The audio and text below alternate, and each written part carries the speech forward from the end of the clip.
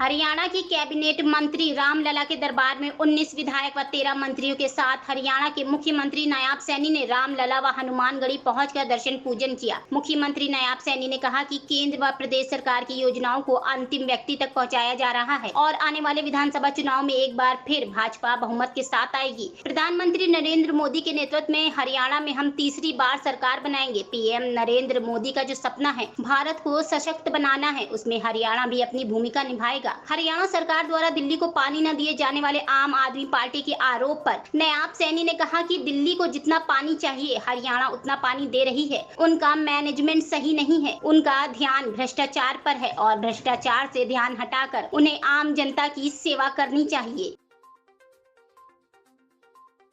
हमारे लिए ये बहुत ही गौरव का क्षण है कि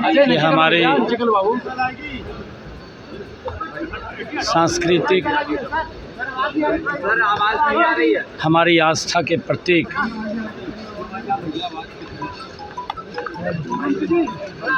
भव्य श्री राम के भव्य और दिव्य मंदिर का निर्माण 500 वर्षों के बाद आज हमें देखने को मिला है। एक अलग ऊर्जा भगवान श्री राम के भव्य और दिव्य दर्शन करने से मिलती है। हमारी आस्था का केंद्र आज अयोध्या में भगवान श्री राम के दर्शन करके उस अनुभूति का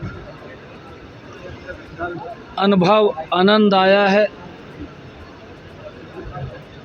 लंबे वर्षों से जो प्रतीक्षा कर रहे थे, हम सौभाग्यशाली हैं। साक्षात आज उस भव्य और दिव्य मंदिर के दर्शन करने का अवसर मिला है। मुझे जब 5 अगस्त 2020 को देश के यशस्वी प्रधानमंत्री आदरणीय नरेंद्र मोदी जी ने लंबी प्रतीक्षा के बाद भगवान श्री राम के भव्य और दिव्य मंदिर की जब भूमि पूजन किया था, तब से एक आस उन करोड़ों लोगों को ये जगी थी कि अब हमारे इस आस्था के केंद्र भगवान श्री राम के भव्य और दिव्य मंदिर का निर्माण होगा और 22 जनवरी को जब करोड़ों लोगों ने स्वयं अपनी आँखों से भगवान श्री राम के भव्य और दिव्य मंदिर की प्राण प्रतिष्ठा को देखा, तो हम सब के लिए एक गौरव का क्षण है। मैं उत्तर प्रदेश सरकार आदरणीय योगी आदित्यनाथ जी,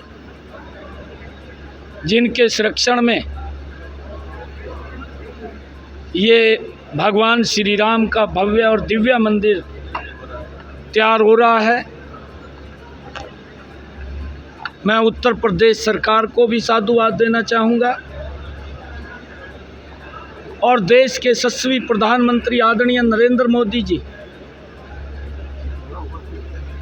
जिन्होंने इस भव्य और दिव्य मंदिर की भूमि पूजन भी किया है, प्राण प्रतिष्ठा का कार्यक्रम भी किया है। ये हमारी संस्कृति का, हमारी आस्था का ये केंद्र बिंदु है। आज मुझे बहुत गर्व की अनुभूति महसूस हुई है। आज इस पवित्र भूमि के ऊपर भगवान श्री राम के दर्शन करने का मुझे अवसर मिला है। मैं सरयू नदी, वहाँ पर भी मुझे जाने का अवसर मिला है और हमें हनुमानगढ़ी उसको भी प्रणाम करने का, उस भूमि को भी प्रणाम करने का मुझे मौका मिला है। मैं बहुत बहुत धन्य हूँ कि आज मैं स्वयं अपनी आँखों से उस भव्य और दिव्य मंदिर को बनते हुए देख रहा हूँ, जो करोड़ों करोड़ों लोगों की आस्था का ये केंद्र बिंदु है। जिस बात की जाए तो अभी तक अखिलेश यादव और राहुल गांधी एक बार भी यहाँ पर राम मंदिर में दर्शन करने नहीं आए, क्या वजह है? देखिए, ये उनकी सोच है।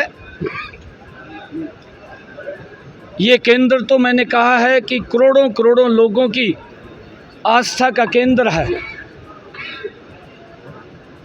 जैसी किसी की सोच होती है वो उस प्रकार से सोचता है, और आज देश और विदेश से भगवान श्री राम के चरणों में शीश नवाने के लिए आते हैं।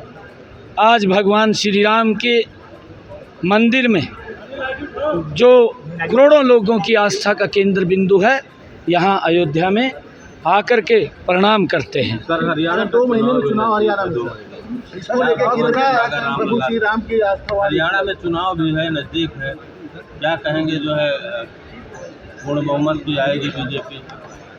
हरियाणा के अंदर हमने लोगों की आकांक्षाओं, लोगों की अपेक्षाओं के अनुसार हमारी सरकार ने बिना भेदभाव के, आदरणीय नरेंद्र मोदी जी ने जो एक मंत्र दिया था, सबका साथ सबका विकास, उसको लेकर के हरियाणा प्रदेश में समान रूप से विकास करते हुए तो मुझे ना जो भी योजनाएं आदरणीय नरेंद्र मोदी जी ने दी हैं, उन योजनाओं के अंदर इफाजा करते हुए गरीब व्यक्ति तक पहुंचाने का संकल्प हमारी सरकार ने ले रखा है, और एक योजनाबद्ध तरीके से लोगों तक उन योजनाओं को पहुंचाने का हमारी सरकार काम कर रही है। आने वाले इस विधानसभा चुनाव के अंदर जो आदरणीय प्रधानमंत्री जी का संकल्प है कि 2047 के अंदर भारत को सशक्त राष्ट्र बनाने का जो संकल्प आदरणीय नरेंद्र मोदी जी ने लिया है, हरियाणा भी उस संकल्प के साथ चलते हुए, आदरणीय नरेंद्र मोदी जी के उस संकल्प को मजबूत करते हुए तीसरी बार बड़े मैंडेट के साथ हरियाणा में नरेंद्र मोदी जी के ही नेतृत्व के अंदर हम सरकार बनाने जा रहे हैं। एक तरफा सरकार हरियाणा के अंदर तीसरी बार भारतीय जनता पार्टी की बन रही है, क्योंकि जो काम किए हैं, सरकार ने जो सुविधाएं पहुंचाई हैं, युवाओं को एक विश्वास जगाने का काम हमारी सरकार ने किया है, किसान को सशक्त और खुशहाल करने का काम हमारी सरकार ने किया है, महिलाओं को मजबूती की तरफ विभिन्न योजनाओं के माध्यम से किया है, गरीब की अपेक्षाओं के ऊपर सरकार मजबूती से खरा उतर रही है। हम अपने काम के बल के ऊपर, अपने विकास कार्यों के बल के ऊपर तीसरी बार हरियाणा के अंदर बड़े मैंडेट के साथ आएंगे। सर, कांग्रेस को आपसे दिक्कत क्या है? आम आदमी पार्टी कह रही है कि आम आदमी पार्टी कह रही है हरियाणा जो है आरोप लगा रही है कि हरियाणा पानी नहीं दे रहा, जिससे किसान परेशान है। देखिए, वो लोग तो आरोप ही लगाते रहते हैं, उन्होंने अपने आप तो कुछ किया नहीं। वो लोग आरोप लगाने में ही या झूठ बोलने के अंदर ही वो माहिर हैं। माननीय सुप्रीम कोर्ट ने पिछले साल भी उन्होंने इस प्रकार का षड्यंत्र रचा था, एक झूठ का बवंडर खड़ा किया था। माननीय सुप्रीम कोर्ट के अंदर बात गई थी। माननीय सुप्रीम कोर्ट ने सारी कार्रवाई को देखते हुए दिल्ली सरकार को फटकार लगाई थी कि हरियाणा पूरा पानी दे रहा है।